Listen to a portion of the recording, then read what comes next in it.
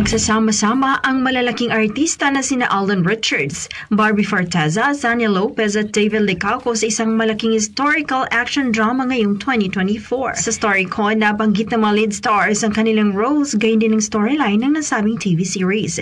Ang titulo nito ay Pulang Araw, na ang kwento ay naganap noong Japanese occupation era at World War II sa ating bansa. Ayon kay Barbie, mula sa Maria Clara at Ibarra, ngayon isa na namang historical drama ang dapat abangan dahil tiyak na magbibigay raw ito ng malaking impact sa mga manunood dahil sa pagbabalik tanaw sa ating istorya. Si Barbie gaganap bilang Adelina at si Alden ay gaganap sa role na half-brother na si Eduardo na may dugong Amerikano. Labis namang nagpapasalamat si Alden dahil ibinigay raw sa kanya ng network ang ganitong project dahil nagsa-showcase daw ito ng kanyang roots na hindi man lang niya na-experience growing up na yung pagiging pagkakaroon ng dugong Amerikano.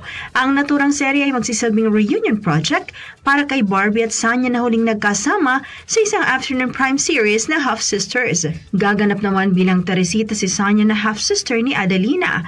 Ayon kay Sanya, masarap raw gumawa ng teleserye na alam mong pag nagawa mo ay maraming ma-inspire sa story nito at gusto niyang maramdaman yung struggle noon ng mga Pilipino kung paano nila nalampasan ang World War II. Ang Pulang Araw ay magsisilbing pagbabalik tambalan muli ni na Barbie at David sa TV bilang love team. Ayon kay David, bilang paghahanda ay mag-aaral siya ng Japanese language para sa kanyang role ng Hiroshi, isang Japanese soldier.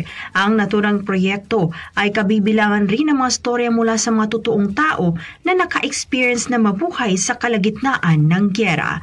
Yan ang ating entertainment news. Alex Foraque, Tatak, RMN.